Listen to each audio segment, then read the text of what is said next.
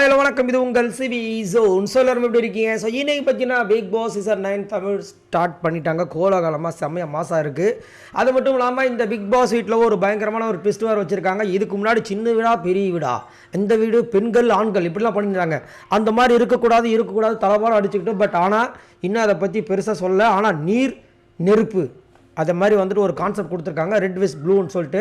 வரவங்க வந்துட்டு அதை வந்து செலக்ட் பண்ணோம். யார் வந்து அதை செலக்ட் பண்ணுறாங்கன்ற விஷயங்கள் இதுக்கு போக தெரியும். அதில் பார்த்தீங்கன்னா நடிப்பு அரக்கன் நம்ம திவாகர் வந்துட்டார்ப்பா. வந்த உடனே பார்த்தீங்கன்னா அங்கே எல்லாருமே ஆப்போசிட், ஒரு காசு கொடுத்து கூட்டு வந்தாரா என்னன்னு தெரியல, இந்த மாதிரி வேலையெல்லாம் பண்ணக்கூடிய ஆளானும் தெரியல.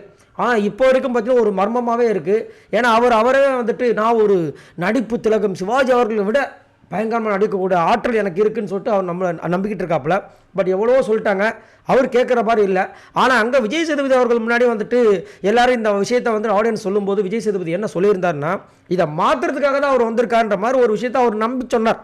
யாரும் திவாகர் நம்பி. ஆனால் அவர் நம்ப வேண்டிய அவசியமே கிடையாது. ஏன்னா அவர் வந்துட்டு யார் சொன்னாலும் அவர் கேட்க போகிறது கிடையாது. ஆனாலும் பார்த்தீங்கன்னா உங்கள் முன்னாடி அந்த நடிப்பு நான் நடித்து காமிக்குவான்னு ஒரு வார்த்தை கேட்டோன்னா அவர் டென்ஷன் ஆகிட்டாப்புல.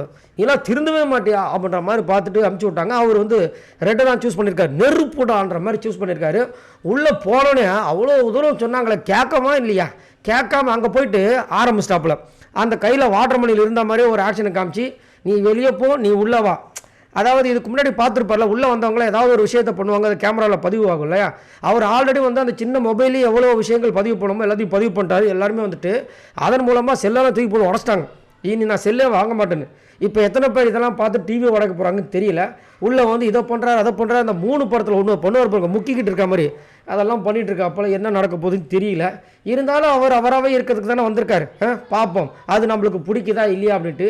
ஸோ நீங்கள் உங்களோட கமெண்ட்ஸை சொல்லுங்கள். இந்த திவாகர் இந்த பிக் பாஸ் வீட்டுக்குள் நீடிக்க முடியும்னு நினைக்கிறீங்களா? ஆனால் எனக்கு தெரிஞ்சு வந்துட்டு கண்டிப்பாக வந்து நீடிப்பார் தான் தோணுது. அது மட்டும் இல்லாமல் இவர் தான் நிறைய கண்டென்ட் கொடுப்பான்னு தோணுது. நிறைய இடங்களை போய் மாட்டுவார்னு தோணுது. ஏன்னா இவர் யார் எது சொன்னாலும் கேட்கக்கூடிய ஆளே கிடையாது.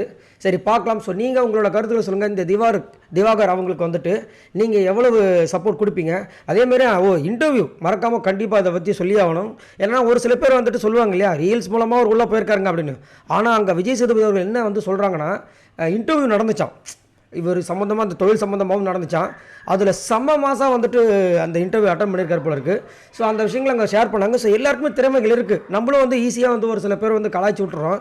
பட் இருந்தாலும் அவங்களுக்கு என்னென்னா மற்ற விஷயத்தையும் காமிச்சு நம்ம மக்கள் மேலே ரீச் ஆகணும்னு சொல்லிட்டு ஏதோ ஒன்று பண்ணுறாங்க. பார்க்கலாம் அந்த ஒன்று இவருக்கு சக்ஸஸ் ஆகுதா இல்லையான்ட்டு. மறக்காமல் உங்களோட கமெண்ட்ஸை சொல்லுங்கள். மறக்காமல் இந்த வீடியோக்கு ஒரு லைக் தட்டி விட்டுட்டு சப்ஸ்கிரைப் பண்ணுங்கள். நிறைய விஷயங்கள் உங்களுக்காக காத்துட்ருக்கு. பாய் நண்பர்களே.